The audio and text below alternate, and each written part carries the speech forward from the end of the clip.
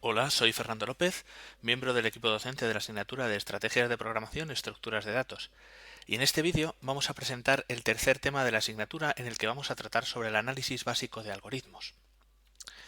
En este primer vídeo introductorio vamos a tratar de responder las dos siguientes preguntas. ¿Qué es la eficiencia de los algoritmos? ¿Y cómo vamos a medir esa eficiencia? Es decir, ¿cómo vamos a poder decir que un cierto algoritmo es más eficiente que otro?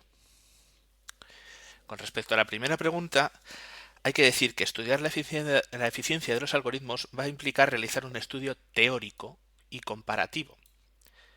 Es decir, un estudio que va a ser independiente de todos los lenguajes, es decir, de la implementación. No va a depender de la máquina concreta donde se está ejecutando, del compilador, etc.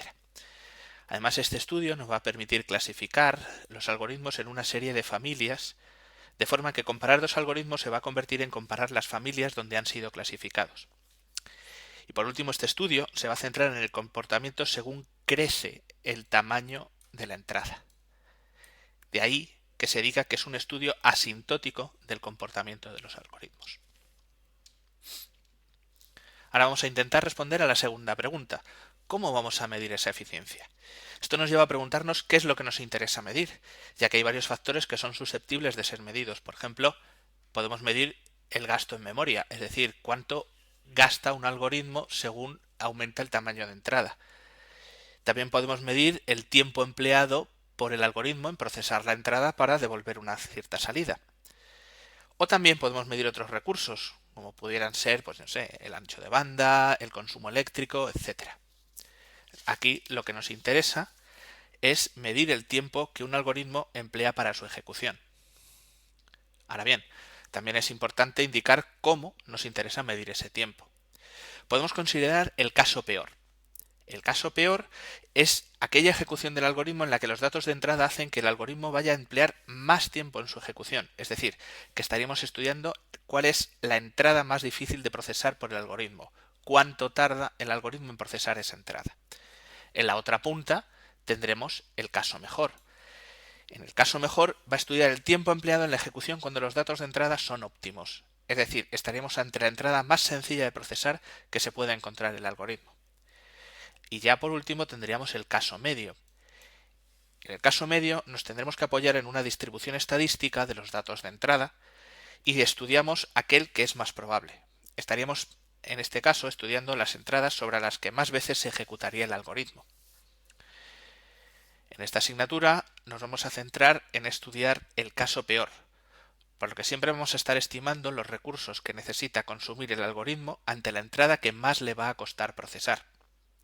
Es decir, en esa ejecución el algoritmo va a consumir la máxima cantidad de recursos en procesar la entrada, por lo que vamos a estimar una cota superior de los recursos que va a emplear el algoritmo para procesar una entrada cualquiera. Resumiendo lo que hemos visto, la eficiencia de un algoritmo la vamos a estudiar mediante su coste asintótico, es decir, que nos va a interesar cuando el tamaño de la entrada crezca, temporal, porque lo que estamos midiendo es el tiempo empleado por el algoritmo en su ejecución, y además en el caso peor, porque estimaremos una cota superior midiendo cuánto tarda el algoritmo en ejecutarse ante la entrada más costosa de procesar. Ya por último, vamos a ir adelantando algunos pasos que vamos a dar para responder a la pregunta que surge en este punto. ¿Cómo se analiza el coste asintótico temporal en el caso peor? En el siguiente vídeo del tema vamos a definir una serie de métricas de análisis que nos van a permitir clasificar los algoritmos en diferentes familias según sea el comportamiento de sus funciones de coste. Es decir, vamos a tener un algoritmo, tendremos asociada una función de coste del algoritmo y lo que vamos a clasificar en las familias son las funciones de coste mediante estas métricas de análisis. Después, en los siguientes vídeos, veremos una serie de reglas prácticas para poder medir la función de coste de un programa, tanto iterativo como recursivo.